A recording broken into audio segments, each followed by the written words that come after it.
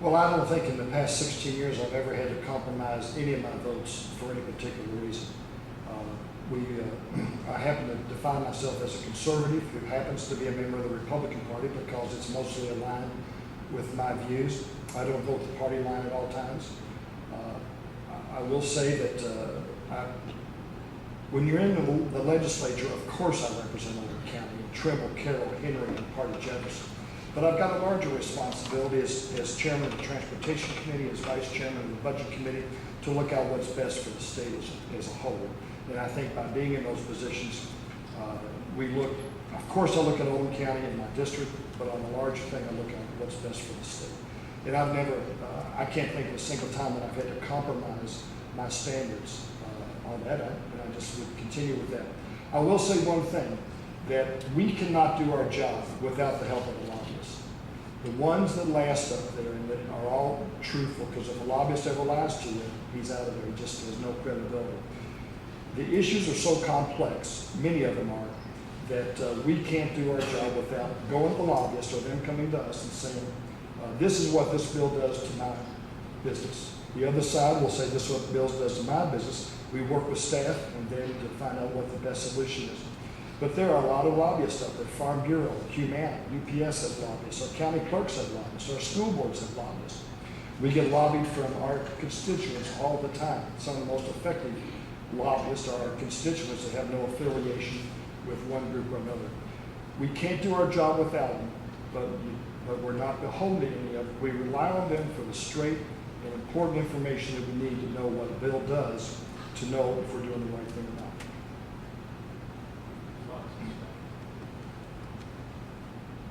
I would say the only other thing I would say about that is in terms of when it comes to party affiliation, you know, I've been a member of the Republican Party for 22 years, I would say. And it's only been in the last few years where when I see where Democrats are taking us possibly 2 steps left and Republicans 1 step to the left, I would say that has caused me to consider the affiliation. I just don't believe in a third party system.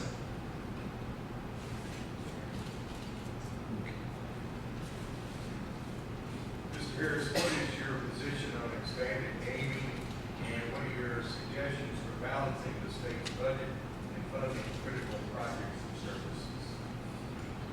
It should come to no surprise that I personally oppose expanded gaming. I think you cannot spend, borrow, tax, or gamble your way to economic prosperity.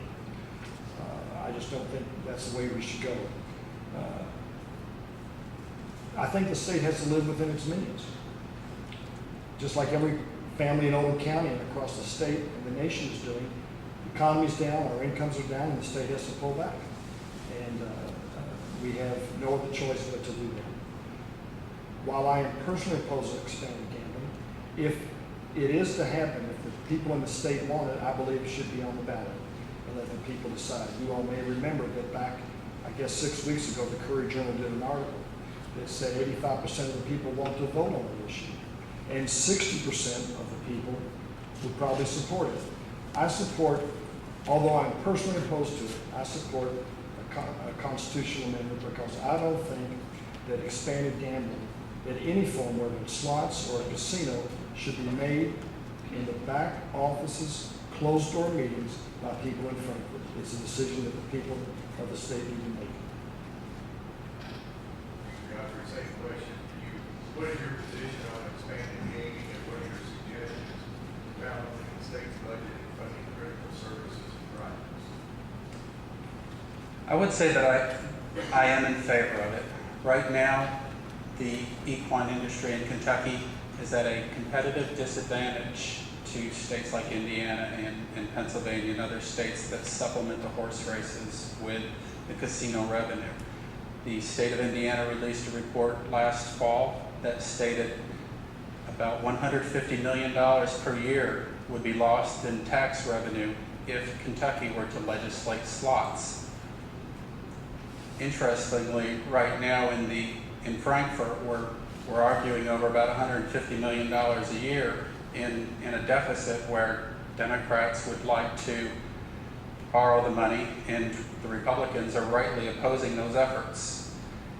I think that it's something that's needed from a personal freedom perspective. As you mentioned, or as Senator Harris mentioned, some 60% of the people in Kentucky would support it and do support it. And as we go through this, if legislators are allowed to go against the will of the people, we might be forced to buy health care insurance one day.